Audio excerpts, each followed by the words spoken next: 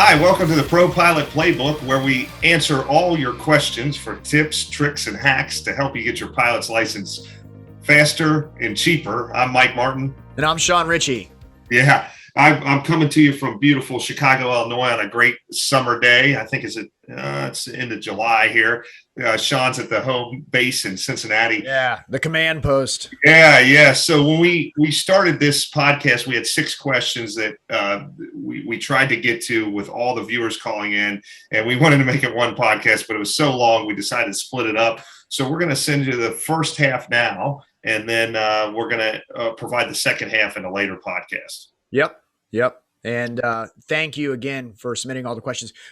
Real quick before we get into it, if you have a question for us, you'd like to send it in to us, you can email us at podcast@propilotplaybook.com.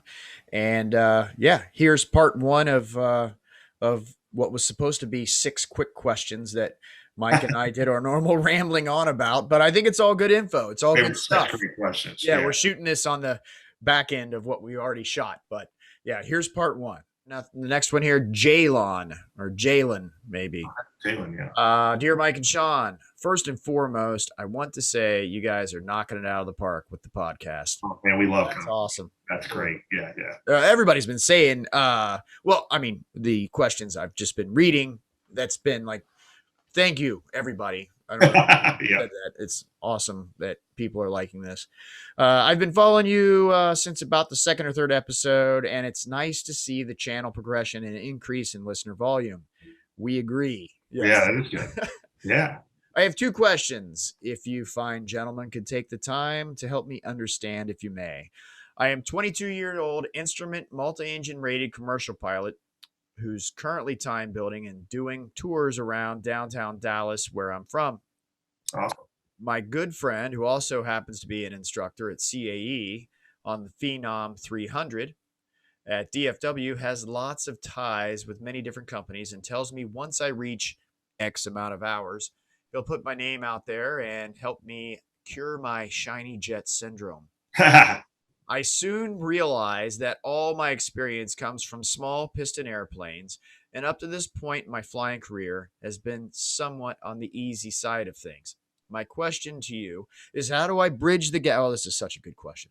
My question to you is, how do I bridge the gap between fresh new commercial pilot with mostly general aviation experience into a true professional pilot wearing epaulettes? Epaulettes are the little bars on your shoulder, just in case any of the viewers didn't know what that was. Can you also describe the difficulty of check rides going forward, such as an ATP certificate, my first type rating, IOE experiences, and other certification processes to become a true professional pilot? I also recently received my tail dragger training, and it was a total mess finding an airplane to do this due to my 6'6" stature and size 15 shoes. Wow, this is a big dude. Would I have any problems in the future fitting into any smaller, bigger jets? Oh, it's smaller dash, bigger. Oh, like small business jets. Yeah. Say like the Beach Premiers or a Boeing 737. I can only imagine how busy you gentlemen are, so if you don't get back to me, I 110% understand. I just want to say the podcast has helped me gain insight into the professional aviation regime, and I'm looking forward to what the future has to come. Wishing you blue skies and tailwinds, gentlemen. Awesome. Thank you, Jay. What a great email. Yeah, that was awesome. All right. So, well, it sounds like this guy is he's on his way. 22 years old, multi-engine rated commercial pilot, and he's doing the time building. He's already got a connection there. An instructor at CAE on the Phenom 300, very popular airplane right now. Yes. This guy's on his way, man. Yeah. But I love that question because I remember this in my career, in my career progression. I remember that, like, the uncertainty, the unknown of how in the world do I go from teaching these people who don't know the front of an airplane from the back of an airplane in a Cessna 150, sitting in this little single engine airplane, droning along all day. How do I bridge that gap between that and getting into the jet, and actually he kind of unknowingly answered his own question with the question. And he says here, and I just realized this as I was reading it. Let's see, where was it at? He said something about, because what I'm doing right now seems so easy. Guess what? It's all easy. Oh man, that's great. That's great. Well, I'll tell you what I would say to this. There's a couple great things going on here. I got a couple comments. Number one, you've made the big step of starting your training, which is the biggest thing that we always preach to everyone. You've made it through all your training. You're poised.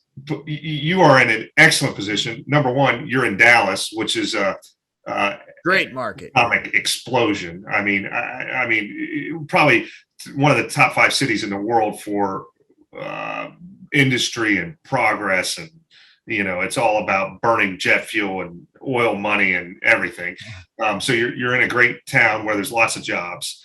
This contact at CAE that you have, what a resource. I mean, those guys, it's a known thing in the industry that there's a lot of turnover in those simulators because every week they're getting a new crop of operators through. They all have great jobs. Yeah, they know everybody who flies that airplane, who's looking for pilots, who's buying an airplane, who's selling an airplane. Yeah, and those jobs actually pay really well, those instructor jobs, because those guys are constantly like, man, this instructor knows his stuff, man. Hey, what do you think about moving to Omaha?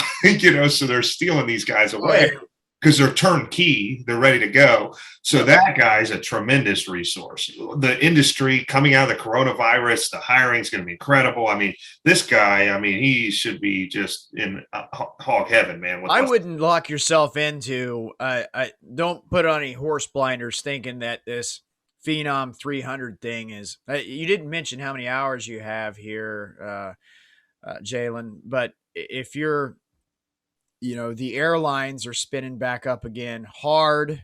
I just saw this week Envoy has reintroduced bonuses. Envoy's one of these operators flying RJs around.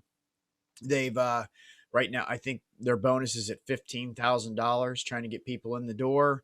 Become unless you're absolutely dead set on the corporate world. But I tell you what, even if that's the case, you could go do the airline thing for a couple years, and they're expecting you coming from a flight instructor. The entire system is built around bringing the person exactly where you're at in through the system, and walking you hand in hand through the simulator training and all that stuff.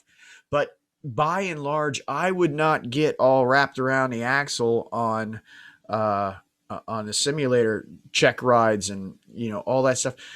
I've always found it easier than taking a multi-engine instrument check ride in the actual airplane with no autopilot, and I got charts strapped to my leg and something else down below. I gotta still be hand flying the airplane and all this. No, you get in a simulator, it's a different. You're managing a machine. The autopilot's on. You're punching stuff in the FMS computer. It's like playing a video game, and it's a lot of fun, and it's a lot more on the, how you say, somewhat on the easy side of things as you yourself. Now, here's the bottom line, though, is everybody has to fly a jet for the first time. And somebody has got to hire you from a prop into a jet. It happened all. Nobody gets jet time from their buddy that owns a jet that lets them fly it. That doesn't exist. It does in a NASCAR world. Then they end up crashing, I think. They're running off the runway, not crash. That's a hard right. Or if your dad's a hedge fund manager or something like that, and he has a citation that he lets you fly. But the bottom line is, everybody makes that transition. Everybody has the concerns that you have, and hardly anyone has any problems. It doesn't sound like, from this email and how it's written and everything, that this guy is. He sounds like a smart person, and he's going to just enjoy the next segment of his his career that much more. I mean, it really is. And to your point, yeah, it's managing avionics and all that kind of stuff. My first jet was a Lear 35 though, with steam instruments, so it was a bit of a handful. And I think, was that yours too, or no? No, my first jet was actually the RJ. Okay, so you had a lot of automation on that. Yeah. Then I got in the Lear 35 after that. I'm like, what is going on in here? Yeah. So, but they get you so spooled up for these check rides. I mean, in these simulators, you're just doing the same things over and over again. Now, I don't want to say that there's not anxiety, but there's anxiety in real world flying. You end up under pressure and everything, and it's just something that you have to manage throughout your career. So, of course, with the simulators, you're hired by your employer. You want to do well. There's fear of your job loss, and then the sims are very expensive. You need extra training, and it's embarrassing, and all that kind of stuff. So, yeah, there is going to be pressure, but the system is all designed to get the average guy through.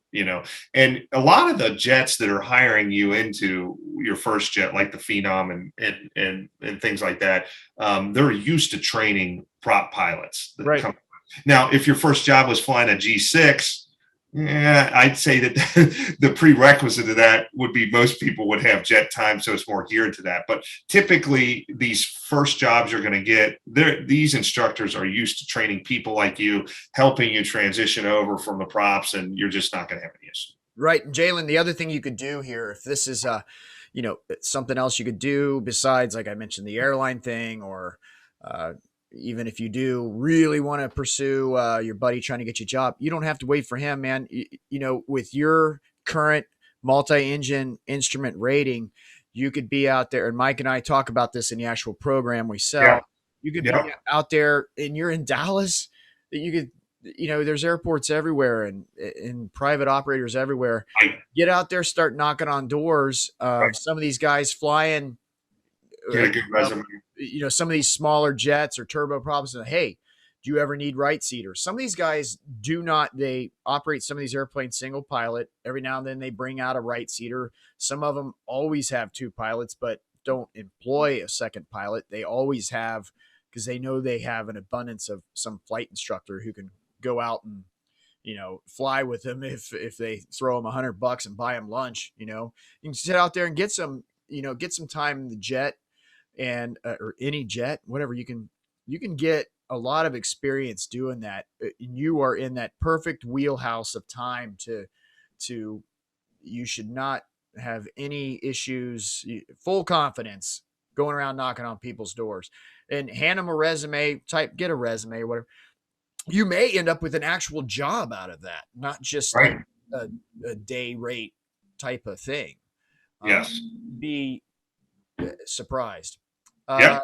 The other question you have here on the 6'6" thing, size 15 shoes.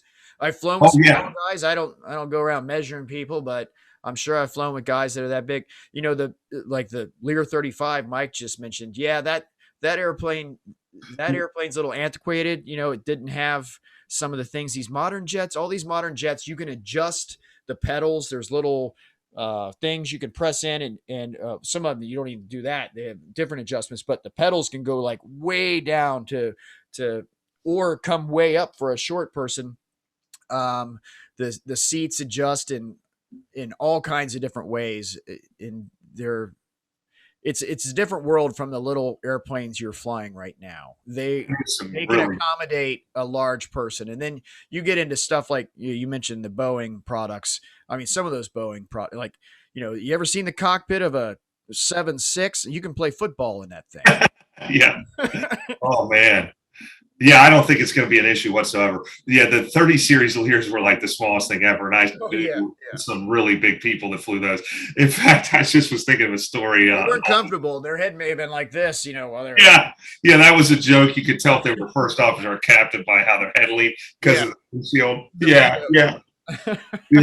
There was a guy telling me a story, all these people I knew, but there was a guy that flew the 30 series that was a giant, and this guy had me rolling. He was telling me this story that they're flying along, and they had a problem with the pressurization. Oh, yeah, I've heard this story. Yes. And he goes to huge guy, he goes to reach for the mask. It's like, There's an oxygen mask sitting behind you in this thing, but in an emergency, everybody, whatever. And this dude's big. Yeah. Grabs that mask and just yanks it out of the entire airplane. The hose is dangling, not even connected to anything anymore.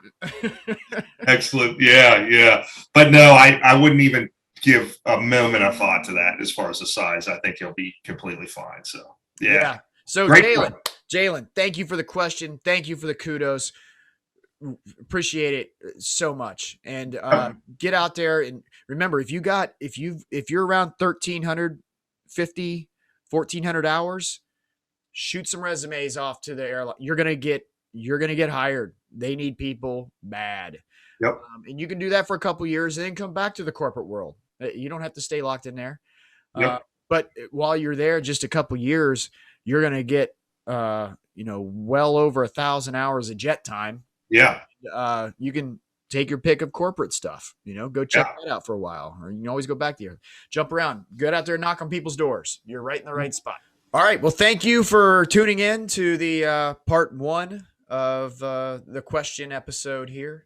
And you can join us next week for part 2, where we get to the second half of it, the other, wherever I end up cutting this off, 3 or 4 questions. Yeah. And we want to keep everything at a nice link for the viewers. So if you're driving or working out, that's the whole idea. Keep these things, around 30 minutes, maybe less, so you can listen to them on your commute. Yeah. And we don't say this often, but it really helps with the YouTube algorithms. If you could like and pound that like button and subscribe, we really appreciate it. The more viewers we get, the more questions we get, the better all this content gets. So thanks again for viewing. If you have a question, you can submit your question to us and we'll answer here on the air at podcast@propilotplaybook.com. Awesome. Thanks.